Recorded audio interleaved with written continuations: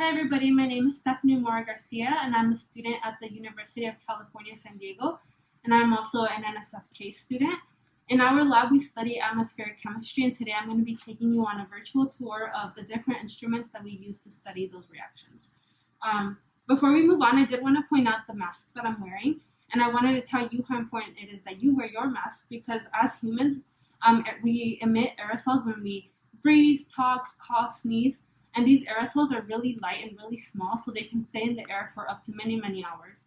And so for that reason, it's very important that in this age of COVID-19, we keep each other safe by wearing masks, so please do so. Okay, so let's go ahead and start with our first instrument. So this instrument is called the Attenuated Total Reflection Fourier Transform Infrared Spectrometer. And so this is a really universal and powerful tool. It can tell us a lot of information from really simple reactions like a solution with one or two compounds in it. And it does so because we have a laser in here, and this laser excites our molecules and they vibrate. And because of that, we're able to know what's inside of our solution. However, we can also do this with more complex samples, and we can understand a little bit more of like something like surface chemistry. So an example that I can give you is some of the grad students in our lab, they study how proteins interact with nanoparticles. And this is important to study because nanoparticles are really small and they can get into your body, but they're everywhere. So they're in beauty products, screen protectors, paints, and so for that reason, people in our lab are trying to study to see how biological components interact with those nanoparticles. Okay, so I'm going to go ahead and take you to our next instrument. Okay, so here we have the Microscopy-Infrared. And this instrument is really cool because it allows us to probe single particles, and we also are able to find what's inside of the particles in the similar manner that we did in the last instrument. But what I think is really cool about this instrument here is that we have what's called an environmental cell, and that allows us to bring the temperature down way below freezing of water. And this is cool because we're able to study different naturally occurring aerosols like sea spray aerosol or mineral dust aerosol that can maybe help us make clouds at a warmer temperature. And that would be a really good thing because as we know, as atmospheric chemists know, clouds can make the Earth a little bit cooler because they reflect the light from the sun. And so hopefully with this instrument, we'll be getting a little bit more information about that. Okay, so let's move on to the last one in this room. Okay, so this instrument here is called the Incoherent Broadband Cavity-Enhanced Absorption Spectrometer, or in short, IBCs. And this instrument allows us to study how reactions form HONO. And the reason why we want to study this gas HONO is because in the presence of light, it forms another molecule called the hydroxyl radical.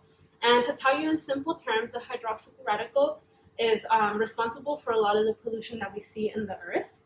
And so the way that we study this is we do reactions in this tiny cell, put it underneath this lamp that acts like a solar simulator.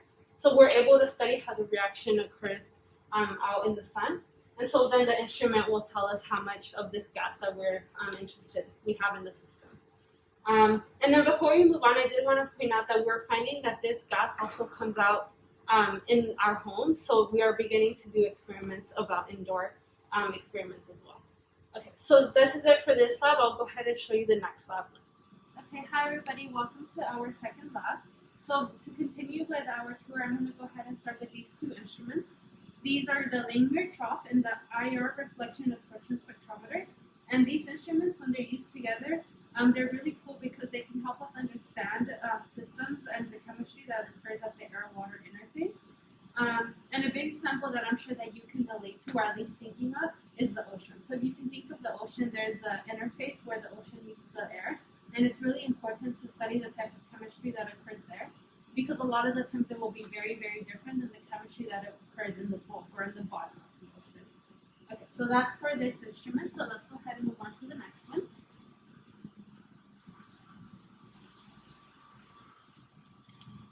Okay, so this instrument here is called the aerosol optical tweezers.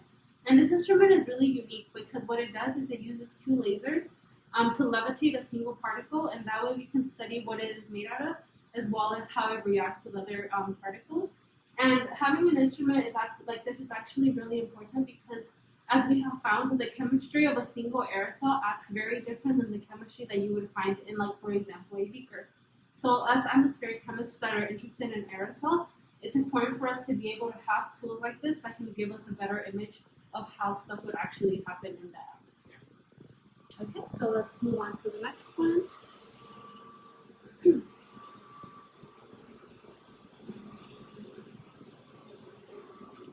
Okay, so this instrument here is called the Atomic Force Microscopy IR Spectrometer. And this instrument uses or combines two powerful techniques. The first part, the AFM part, allows scientists to study samples at really small levels. And then when you add the IR spectroscopy part, what you can do is introduce that component of being able to determine what is inside of the different particles. So then when you put them together, it's really powerful because you can see in really small scale what a lot of different things are comprised of and how they act with the environment around them. Okay, let's move on.